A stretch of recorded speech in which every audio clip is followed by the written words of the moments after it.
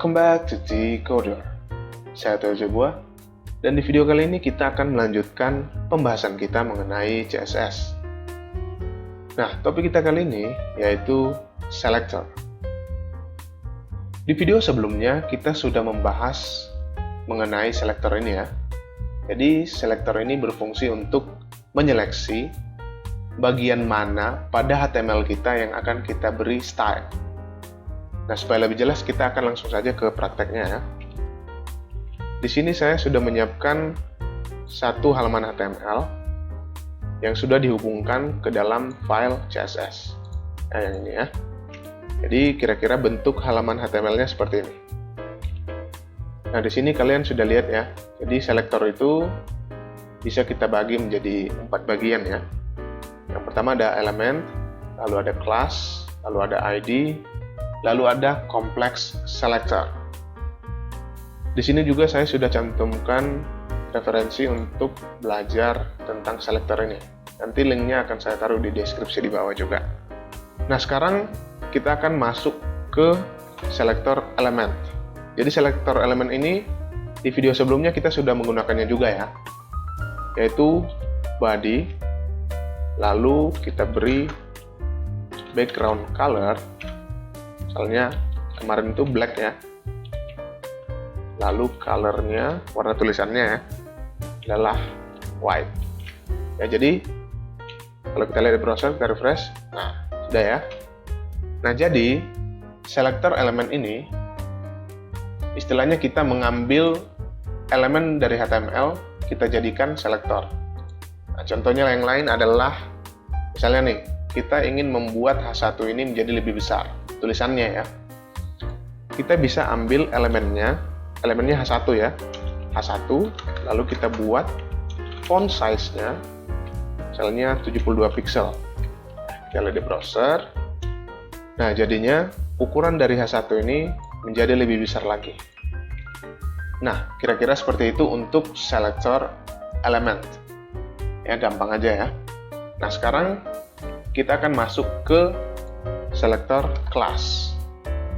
Nah, selector class ini istilahnya adalah selector yang khusus ya, kita buat sendiri supaya selektornya bisa lebih spesifik lagi ya, untuk menyeleksi yang mana yang akan kita style. Nah, misalnya saya ingin membuat warna paragraf menjadi warna merah misalnya ya. Nah, ini semua kan paragrafnya menjadi warna merah. Nah, gimana kalau misalnya saya ingin yang atas ini aja yang warna merah, yang lainnya nggak usah. Nah, di situ kita menggunakan yang namanya class. Nah, di sini kita bisa buat atribut class, misalnya namanya text red, kayak gitu ya, red. Nah, sekarang kita bisa panggil elemennya beserta dengan kelasnya. Ya, jadi kita bisa panggil elemennya, elemen P dengan kelas. Nah, kelas itu ditandai dengan titik ya. Jadi P dengan kelas text red ya, kita save. Nah, nanti yang berwarna merah hanya paragraf yang memiliki kelas text red aja ya, kira-kira seperti itu. Nah, coba kita lihat di browser. Nah, sudah ya, jadi hanya ini yang berwarna merah. Nah, kalau misalnya kita mau membuat yang tebal ini, tulisan tebal ini menjadi warna merah juga, ini kan tag P juga ya, yang ini.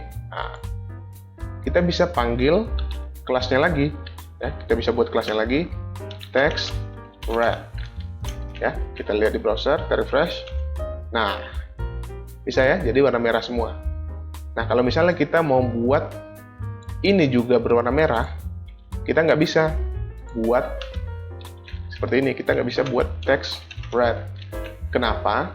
Ya, kita coba dulu ya. Nah, nggak bisa ya. Udah kita refresh, nggak bisa. Kenapa? Karena di sini kita sudah memanggil elemennya, jadi lebih spesifik dia. Jadi kita memanggil elemen P yang mempunyai kelas text red ya.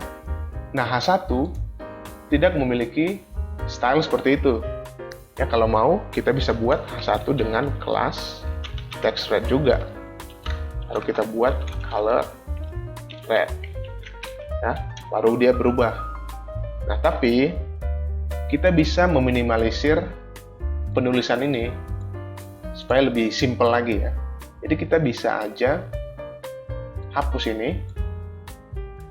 Jadi dan P-nya ini juga kita hapus. Jadi yang ada cuma kelasnya aja. Jadi apapun elemen ya, semua elemen yang memiliki kelas TextRed, ubah warnanya menjadi warna merah. Ya kira-kira seperti itu. Kita save, kita lihat di browser. Nah, hasilnya sama aja. Nah, ini jadi lebih simpel penulisannya ya, lebih gampang. Itu untuk penggunaan kelas. Lalu sekarang kita masuk ke ID. Ya, ID ini mirip-mirip dengan kelas ini ya, tapi ada perbedaan sedikit nanti. Kita coba dulu deh. Misalnya di sini saya buat atribut ID, ya, yang ini, yang tulisan yang ini ya. Saya buat atribut ID misalnya text blue misalnya ya. Lalu kita bisa panggil elemen yang memiliki ID ya. Penanda untuk ID adalah tanda pagar ini ya. Jadi semua elemen yang memiliki ID text blue, ubah warnanya menjadi warna biru. Biru, oke. Kita lihat di browser, kita refresh. Nah, udah ya. Nah, lalu apa bedanya kelas dengan ID? Ya, padahal sama-sama fungsinya untuk lebih spesifik ya. Nah, bedanya ID ini hanya boleh ada satu. Tidak seperti kelas ya. Kelas ini boleh ada TextRed di sini ada TextRed, di sini juga TextRed. Tapi kalau ID ini nggak boleh ada ID yang sama. Text blue gini, ini nggak boleh nih ya. Walaupun bisa aja ya, kalau kita lihat hasilnya, ya bisa aja juga. Cuman, ID ini berfungsi sebagai penanda pada elemen HTML kita. Ya, jadi contoh pendekatannya adalah misalnya NIK deh, ya, nomor induk kependudukan. Jadi di situ kan ada angka ya, misalnya ada NIK seperti ini ya. Nah, orang yang memiliki NIK seperti ini cuma ada satu orang. Ya, nggak mungkin ada satu NIK ada dua orang ya yang punya, nggak mungkin ya. Jadi istilahnya ini adalah penanda, sama seperti atribut ID ini. Jadi nggak boleh ada yang sama. Ya, kira-kira seperti itu.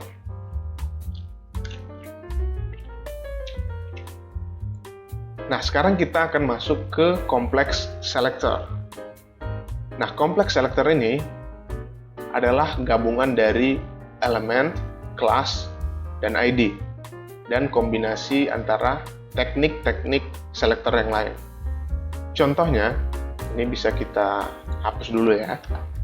Ini juga kita hapus. Kelas dan ID-nya bisa kita hapus dulu. Lalu ini juga bisa kita hapus.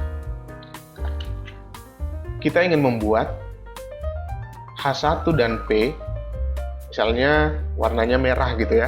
Biasanya kan kita buat seperti ini ya, color red, lalu P color red.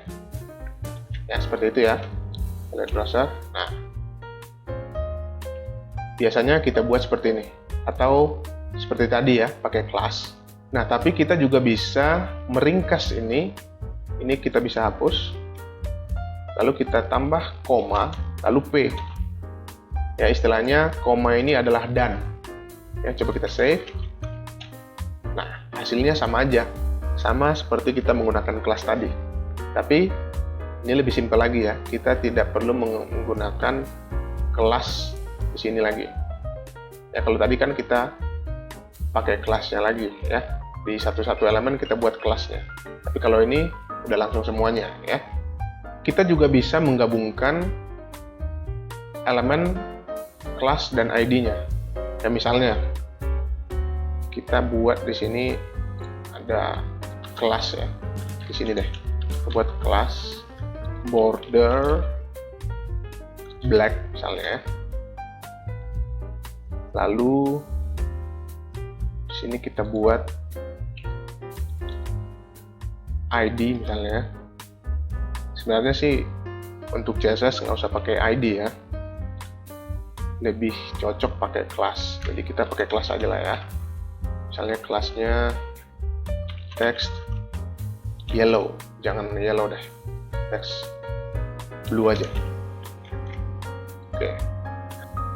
Nah sekarang kita bisa ambil selektornya ya, elemen yang memiliki kelas border black. Nah kita bisa kasih bordernya 1 pixel solid lalu black. Nah, kita coba dulu ya. Nah di sini kalian sudah melihat bordernya ya. Lalu kita bisa ambil ini text blue ini. Kita bisa ambil seperti ini, elemen yang memiliki kelas border black dan di dalamnya ada elemen yang memiliki kelas text blue ya. Kita bisa buat colornya blue gitu ya. Nah, kita lihat di browser, refresh, nah, sudah berubah ya. Kenapa harus seperti ini? Padahal kan kita bisa langsung buat gini ya, kita bisa langsung buat text blue lalu colornya blue ya. Ya sama aja ya, bisa kan? Cuman kalau misalnya di sini juga ada div dengan misalnya kelas yang lain ya, atau nggak usah pakai kelas deh. Misalnya ada p dengan kelas text blue juga, text blue. Misalnya kita buat tulisannya lorem 10 kata deh. Nah, kalau kita lihat di browser, kita refresh. Nah, yang ini tidak menjadi warna biru karena tidak spesifik. Ya, karena ini lebih spesifik.